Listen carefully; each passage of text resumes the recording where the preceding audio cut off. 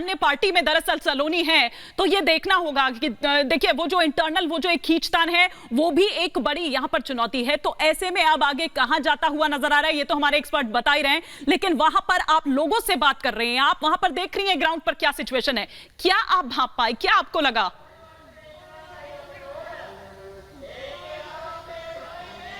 हिमानी, आपकी आवाज बहुत साफ नहीं आ रही है, नेटवर्क इशू बहुत ज्यादा है, लेकिन जितना मैं समझ पाई हूँ आप ये समझना चाह रही हैं कि लोगों से बात करके क्या अंदाजा लग रहा है, लोग क्या चाहते हैं। देखिए, लोगों से थोड़ा सा यहाँ पर भाषा का डिफरेंस है तो थोड़ी दिक्कत जरूर आ रही है, लेकिन जो बात हो रही है लोग एकजुट हैं, एक साथ हैं और संघर्ष में साथ रहने की बात कर रहे हैं। जब मैंने पूछा यहाँ पर कुछ लोगों से कि यहाँ जो उद्बोधन चल रहा है, संबोधन चल रहा है यहाँ पर ये प्रेसिडेंट के सेक्रेटेरिएट ऑफिस में, तो उसमें क्या कहा जा रहा है, तो दरअसल लोगों को समझाया जा रहा है कि इमरजेंसी लागू हो गई है, लेकिन हमें डटे रहना है, हमें हटना नहीं है, क्योंकि विक्रम सिंघे भी मनमानी कर रहे हैं जैसे गोटबाया राजपक्षे कर रहे थे, तो हमें हटना नहीं है। ये बात यहाँ से दोहराई जा रही है, एकजुटता बनाए रखनी है, क्योंकि बीच में कुछ हिंसक झड़प की भी तस्वीरें यहाँ पर आई थी। ऐसे में लोग यहाँ पर ये कह रहे हैं कि हमें एकजुटता बनाए रखनी, हमें आपस में नहीं लड़ना है, हमें सत्ता से लड़ाई लड़नी है, हमें सत्ता परिवर्तन करना है, हमें देश के हालात बदलने हैं। देखिए, जब ये भीड़ आप देखती हैं, आपको कुछ याद आ रहा होगा किसान आंदोलन सा, लेकिन इस भीड़ का मकसद है,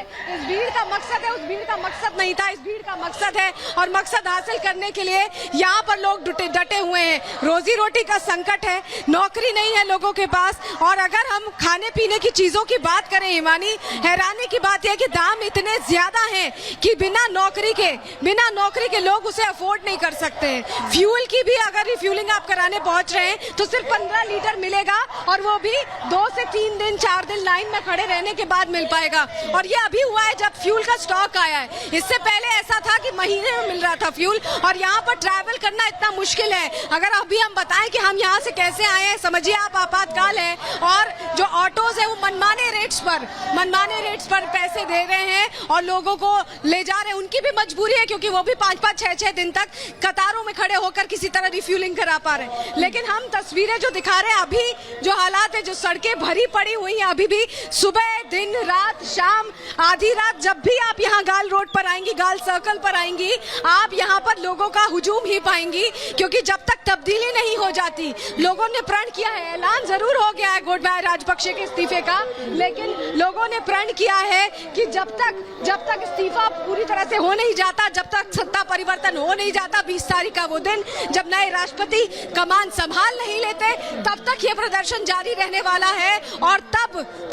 असल में देखा जाए तो असली चैलेंज शुरू होगा, क्योंकि जो नए राष्ट्रपति होंगे वो कितने काबिल होंगे। ये जो हालात है, इकोनॉमिक सिचुएशन जो पूरी तरह से गिर चुकी है, इस देश की रीढ़ को सीधा करने में बहुत वक्त लगेगा, बड़ी नीतियां लगेंगी, प्रॉपर मैनेजमेंट लगेगा, वर्ल्ड बैंक से फंड्स लगेंगे, IMF से फंड्स लगेंगे, साथ ही देशों से भी फंड्स लगेंगे, तब जाकर इस देश की रीढ़ सीधी हो पाएगी, तब ये देश अपने पैरों पर खड़ा हो पाएगा हिमानी। क्योंकि ये बड़ी बात है, सिर्फ सत्ता परिवर्तन से सब कुछ बदलने वाला नहीं है, तब्दीली नहीं होने वाली है। जो नेता आएगा उसको ग्लोबली मदद की जरूरत होगी, IMF से फंड की जरूरत होगी, उसको वर्ल्ड बैंक से फंड की जरूरत होगी। साथ ही देश, देखिए भारत